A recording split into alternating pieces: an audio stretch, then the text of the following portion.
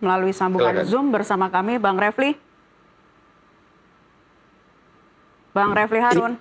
Selamat sore, kalau saya lagi nyetir, jadi saya tidak masukkan. Baik, baik, hati-hati Bang Refli. Ini bersama saya Naila Husna. Bang Refli, coba tolong jelaskan apa sih yang dipersoalkan dari 6 pasal yang digugat dari pihak Roy Suryo CS ke MK dengan bahasa yang lebih mudah dimengerti oleh masyarakat, Bang. Jadi kita tahu bahwa bukan Roy Suryo CS ya, saya khusus Roy Suryo, Rismon Sianipar, dan Dr. T. Fauzia Tiasuma atau RRT. Oke. Jadi tiga itulah ya saya diberi mandat atau kuasa hukum. Ya. Karena itu saya akan jelaskan. Yang dimohonkan adalah pasal-pasal yang digunakan untuk menersangkakan RRT, Roy Rismon dan Tifa.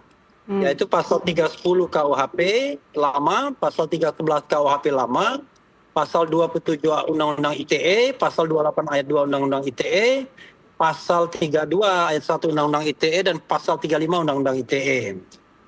Pasal itu memberikan ancaman hukuman mulai dari 9 bulan terkecil hingga 12 tahun penjara.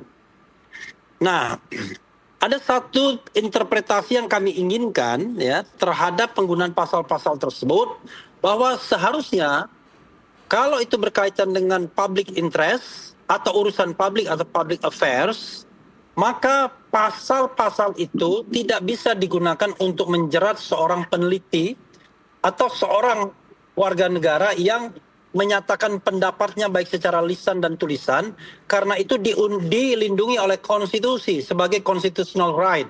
Karena itulah kita kemudian ke Mahkamah Konstitusi agar Mahkamah Konstitusi memberikan tafsir bahwa pasal-pasal tersebut yang kita masalahkan itu tidak bisa atau tidak boleh digunakan untuk menersangkakan seorang peneliti atau orang yang berpendapat karena jelas-jelas melanggar konstitusi.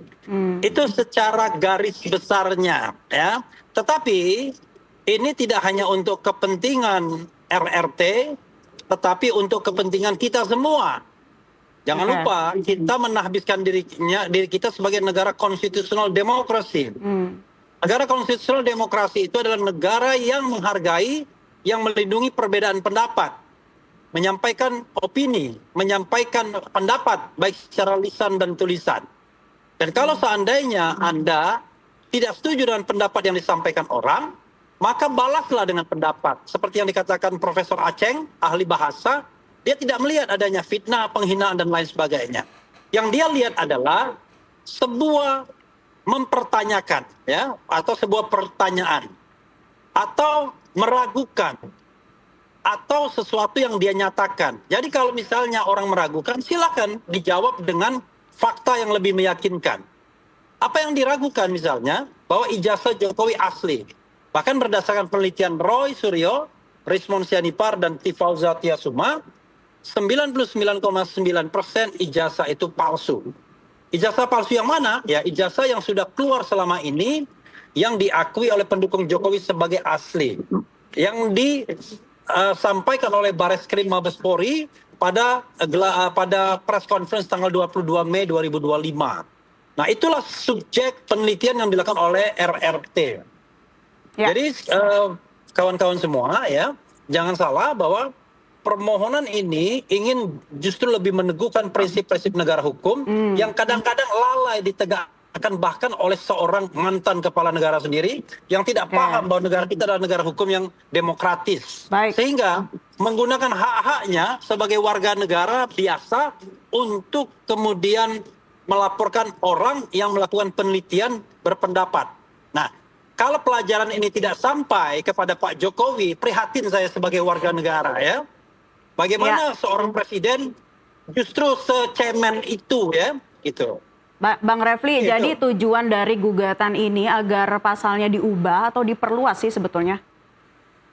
Pasalnya itu diperluas tafsirnya, jadi tidak bisa sembarangan. Jadi sebagai contoh misalnya, MK sudah mengatakan bahwa pasal-pasal pencemaran nama baik tidak berlaku bagi pejabat publik, tidak berlaku bagi badan publik, tidak berlaku bagi institusi yang ajak. Nah, kita ingin minta perluas, tidak hanya pejabat publik, tapi juga urusan publik atau public affairs. Memang Di pasal 310 ada pengecualian seperti itu, tapi pengecualian itu pun tidak dipakai. Nah, kami meminta pengecualian itu berlaku untuk semua pasal yang dikenakan kepada para tersangka. Nah, ini yang kita perjuangkan sebagai bagian dari bagaimana kita menegakkan demokrasi dan hak asasi manusia yang unfortunately mantan kepala negara tidak paham, termasuk para lawyernya sekalipun. Baik, ke Pak Firman tanggapan Anda bahwa tadi Bang Refli menjelaskan memang kebutuhan untuk menggugat pasal-pasal ini ke MK itu adalah untuk tujuan publik, ya bukan hanya semata terkait dengan kasus ini. Tanggapan Anda? Ya kan tadi saya sudah sampaikan bahwa hal-hal tersebut sebenarnya sudah beberapa kali diajukan ya di MK. Tapi kan kita juga harus menjaga harkat dan martabat itu menjadi standar etik kita menurut hemat kami gitu kan. Kalau dibilang tadi bla bla bla bla ya, menurut saya itu juga tidak ada urusannya dengan apa yang kita ajukan dan kita laporkan. Bahwa yang mereka lakukan itu kan memang sangat tendensi sekali seperti itu. Dan lagi pula pasal 28 ayat G Undang-Undang 1945 itu menjamin perlindungan terhadap bukan undang-undang dasar. Ya, Undang-Undang Dasar 1945 itu menjamin adanya harkat dan martabat yang harus dijaga. Ya, seperti itu. Tapi terlihat sangat tendensinya di mana, Pak Firman? Iya, karena di dalam apa yang mereka lakukan itu tidak ada sebenarnya penelitian. Dari bukti-bukti yang kami sampaikan tidak seperti itu. Dan oleh karena itu, jika ada perbedaan-perbedaan pendapat seperti ini, maka akan diuji di pengadilan. Seperti itu. Dan pasal-pasal terkaitnya pun mengatakan demikian. Dulu, kalau saya tidak salah, 312 KUHP. Itu disampaikan, jika ada perbedaan, ya silakan dibuktikan. Kan gitu. Nah, sekarang kan lebih lanjut lagi. Teman-teman ini mencoba mereview kan, gitu kan, ke MK seperti itu. Judicial review seperti itu. Nah, silakan aja. Tapi kita melihatnya, ya ini sudah sesuai. Dan oleh karena itu pasal-pasal itu pun 310, 311 pun hadir lagi di KUHP baru di pasal 433, 434 gitu loh. Yang kalau nggak salah ya 312 pun hadir lagi di 410 kalau nggak salah. Tempat berapa saya lupa tuh.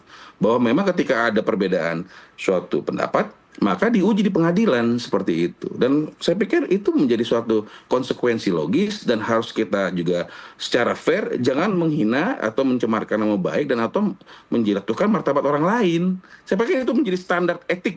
Jadi kalau ini ternyata dan sebagainya kita berandai-andai gitu ya. Berarti semua orang akan chaos nanti. Tuduh-tuduh aja dengan dasar-dasar kita kayak curiga nih. Kayaknya kita pengen meneliti deh. Padahal dia tahu. Dan oleh karena itu malah menurut hemat kami, pasal 28 ayat G Undang-Undang 1945 itu malah dilanggar. Seperti itu. Jadi saya pikir ini sudah sesuai dan kita tinggal fokus aja di dalam laporan apa yang disampaikan oleh Pak Jokowi dan kita akan fokus ke sana. Saya rasa itu sih Mbak. Oke, termasuk juga nanti kita akan bahas lagi bagaimana perjalanan rentetan episode dari dugaan ijazah palsu dari Jokowi ya. Usai jeda azan maghrib berikut ini para narasumber kami akan kembali untuk Anda pemirsa sesaat lagi.